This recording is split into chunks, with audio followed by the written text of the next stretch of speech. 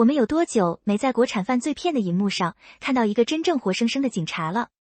在很长一段时间里，警匪题材中的正面角色似乎陷入了一种隐秘的困境，他们要么是被神化的破案机器，永远冷静，永远正确，沦为推进剧情和输出价值观的工具人，要么是被刻意拉下神坛的苦情符号，靠着家庭破碎或身体残疾来强行制造泪点。直到8月19日，电影《空腔》上映，谭健次饰演的内地警察祁洪刚如同一块粗糙却锋利的石头，砸碎了这层固化的玻璃。他没有走在预设的轨道上，而是带着一种近乎冒犯的毛边感闯入观众视野。影评界将这次塑造视为一次突破性的银幕实验，而在我看来，这更是谭健次对传统警察形象的一次成功越狱。他用细颗粒度的内敛和以风制风的偏执，在正与邪的灰色地带，硬生生趟出了一条属于祁洪刚的命运线。从神坛跌入泥潭，一个带着铁锈味的破损警察要理解祁洪刚的突破性，首先要看他如何剥离了那层脸谱化的包浆。祁洪刚一出场就带着一种强烈的不适感，他太不像个标准警察了，没有西装革履的精英感，也没有苦大仇深的刻板严肃，他风风火火，我行我素，骨子里透着一股洗不掉的江湖气。这种江湖气并非凭空而来，谭健次为角色注入了极为扎实的前史底色、侦察兵经历。这意味着祁洪刚的肌肉记忆里刻着泥泞与血腥，他是在生死边缘摸爬滚打过来的，这赋予了他冷酷的纪律性，但也让他沾染了不按常理出牌的草莽作风。他不是一个完美的执法者，而是一个带着伤口一直在前行的人。这种破损感是角色最迷人的地方，编剧和演员在细节上的死磕，让这种破损感变得血肉丰满。比如那个看似不起眼的胃病设定，在影视语境中，生理的痛感往往是心理重压的外化。胃病案试了他长期的饮食不规律、精神高压以及习惯性的自我消化。他不是在办案，他是在拿命熬。再比如他办案时刻意去学的广西话，这绝不仅仅是为了增加市井烟火气，而是一个老练猎手潜入猎物领地时的伪装本能。当他操着并不完美但足够地道的方言在街头巷尾穿梭时，他就不再是那个高高在上的破案符号，而是一个会痛、会饿、会伪装，在泥水里打滚的活人。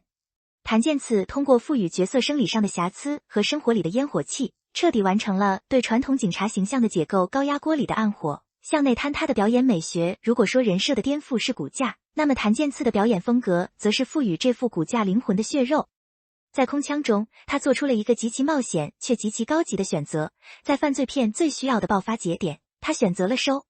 我们看惯了警察在关键时刻的咆哮、流泪或是歇斯底里的拔枪，但谭健次饰演的祁洪刚呈现出的是一种情绪被严格管控的惊悚张力。他像是一个被拧紧发条的高压锅，外面的火越旺，里面反而越安静，但那种随时可能炸裂的压抑感，却让观众连呼吸都变得小心翼翼。这种向内收敛的演法，在茶餐厅对决戏中达到了巅峰。那场戏没有激烈的肢体冲突，但谭健次硬是演出了一种松弛的压迫感。他坐在那里，可能只是随意的靠着椅背，但眼神的聚焦、下颌线的紧绷，将角色身上的痞气与作为警察的底线奇妙地融合在一起。他不怒，却让人不寒而栗。这种在极度松弛中暗藏杀机的表演，比大吼大叫高级了不止一个层次。而在押送车内的那场戏，他聊起了乔峰。这看似是剧本中的一处闲笔，实则是谭健次对人物精神内核的精准点穴。乔峰是悲剧英雄，是知其不可为而为之的宿命化身。祁洪刚借乔峰之口吐露的不是对武侠的向往，而是对自己命运底色的悲悯与坚守。谭健次极其擅长运用留白式演技，他不再依赖大段的台词去宣告角色的内心，而是把身体的每一寸都变成了台词。肩膀在放松与紧绷之间的微妙切换，目光在深邃与锐利之间的瞬间流转，甚至是一个不经意的吞咽动作，都在层层堆叠着角色的偏执、挣扎与死磕到底的决心。他不需要站在舞台中央，却凭借这种极高密度的细节输出，成为了整部电影当之无愧的高压中心凝视深渊的镜像博弈。当正面角色长出宿命感，一部优秀的犯罪片，正邪双方的博弈绝不能是简单的猫鼠游戏。如果悍匪只是为了衬托警察的英明神勇而存在，那电影就失去了灵魂。空腔最让人拍案叫绝的是他重构了祁洪刚与悍匪万子强之间的角色功能。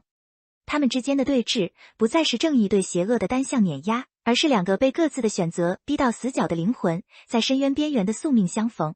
谭健次赋予了祁洪刚一种以风制风的特质，他的风不是精神失常，而是一种咬碎牙齿和血吞的偏执韧劲。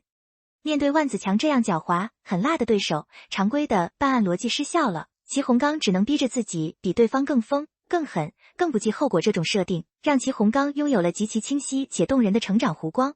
他并非一出场就自带满级光环，在电影的前半段，他屡屡受挫，被对手的布局压制，甚至一度陷入自我怀疑的泥沼。但正是这种不完美和受挫感，让他的反击显得尤为真实。他像一块海绵，在痛苦的博弈中不断吸收、学习对手的犯罪逻辑，最终在绝境中完成精准的预判与致命的反杀。这种养成系的警匪博弈，不仅让剧情跌宕起伏，更让角色的成长具有了极强的说服力。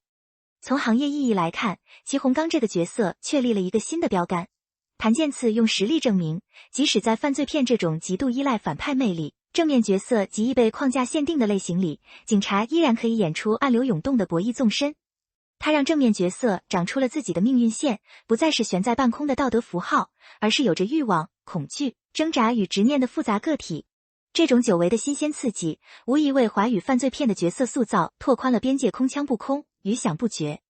电影名为空枪，空枪意味着没有子弹，但它所蕴含的威慑力、蓄势待发的张力，以及扣下扳机那一刻的心理博弈，往往比真枪实弹更让人胆寒。谭健次饰演的祁洪刚，就像是一把游走在规则边缘的空枪。